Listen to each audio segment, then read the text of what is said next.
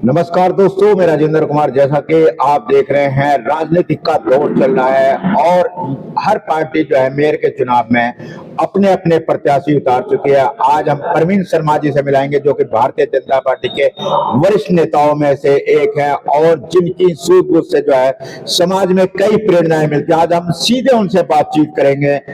उनका लक्ष्य, उनका सिद्धांत, उनके विचारधारा जो है, प्रवीण कुमार जी हमेशा ईमानदारी की, साफ सुथरी राजनीति करते हैं। इसी से कभी ना द्वेष भावना की है ना वो करते हैं। सामाजिक तौर पर उनके कई मुद्दे होते हैं, समाज को नई दिशा देने का काम करते हैं। आइए आज हम सीधे ही प्रवीण कुमार जी से आपको मिलवाने का प्रयास करते हैं। भाई जी नमस्कार। नमस्कार जी। प्रवीण जी, आप राजनीति के अंदर बहुत साफ सुथरी राजनीति करते हैं, एकदम जो है आपकी विचारधारा सामाजिक स्तर पर होती है।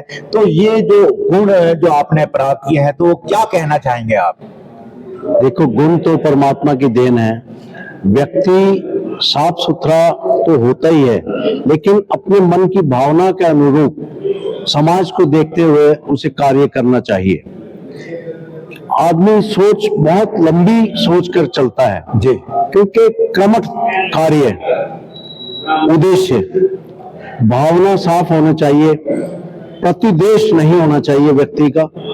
व्यक्ति विशेष से द्वेष मत रखे, तभी समाज के अंदर संगठित होकर कार्य किया जा सकता है। तो जिस तरीके से आप जो है राजनीति के अंदर काफी लंबे समय से राजनीति कर रहे हैं, आपका मन का भाव जो है ज्यादातर समाज की सेवा में भी बहुत ज्यादा समर्पित रहा है। सामाजिक दृष्टि से आप हर विचारधाराओं को देखते हैं और सबसे बड़ी विशेषता जो आपकी ये रहती है कि ना काऊ से दोस्ती, ना काऊ से बैर। तो ये जो मन के भाव में आपने स्टूडेंट लाइफ से ही उस जीवन को जिस तरीके से व्यतीत किया है, और कभी सत्ता की, कभी आपको भूख नहीं रही, मुकाम नहीं हासिल करने का सोचा, ज्यादातर जो है आप समाज की सेवा में रहे। तो क्या लगता है कि जो आपका जीवन समर्पण था वो पूरी तरीके से कामयाब है?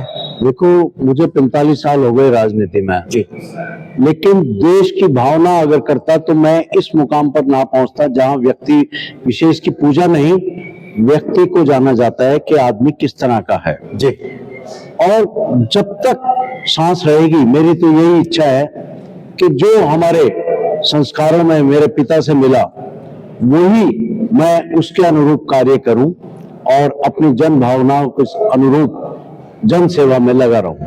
अच्छा, इस समय जो है मेयर का चुनाव जो है वो बड़ा जबरदस्त चल रहा है, जहां पर जो है मेयर से जो है रेणुबाला गुप्ता जी चुनाव लड़ रही हैं, वहां से कांग्रेस के प्रत्याशी मनोज भदवा जी चुनाव लड़ रहे हैं। तो क्या लगता है कि दोनों बराबर की टक्कर चल रही है, या किस तरीके का एक लक्ष्य चल रहा है चुनाव को जीतने का? देखिए, जब दो प्रतिद्वंदी, दो पहलवान अगर अखाड़े में होते हैं, एक की विजयी अवश्य होती है। बिल्कुल, लेकिन मैं व्यक्ति विशेष के बारे में बात नहीं करूंगा। एक तरफ कांग्रेस के प्रत्याशी हैं और एक तरफ हमारी बहन जो पहले भी मेयर के रूप में कार्य कर चुकी है, करनाल के लिए स्वच्छ छवि की है और अच्छे परिवार से ताल्लुक रखती है।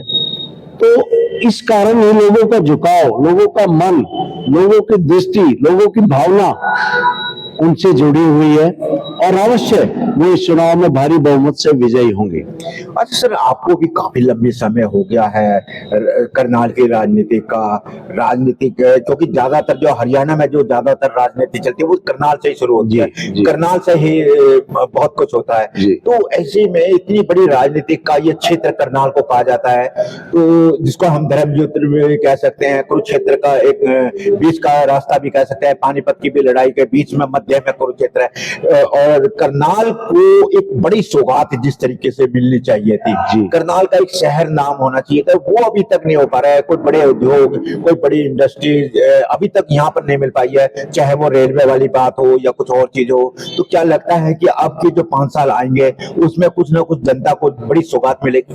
बिल्कुल मिलेगी। और आपने जो बात करी है, ये राजा कर्ण की नगरी है जी, कर्णालय, ये आश्रय देती है।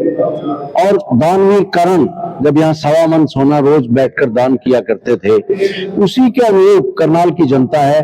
और हरियाणा की राजनीति अगर मैं कहूँ तो करनाल से ही शुरू होती है। बाकी रही सौगात की बात, हमारे मनोहर लाल जी जो पहले सीएम थे, बहुत अथक परिश्रम उन्होंने किया करनाल के लिए और करनाल में चमकाने के लिए 2 बार विधायक रहे।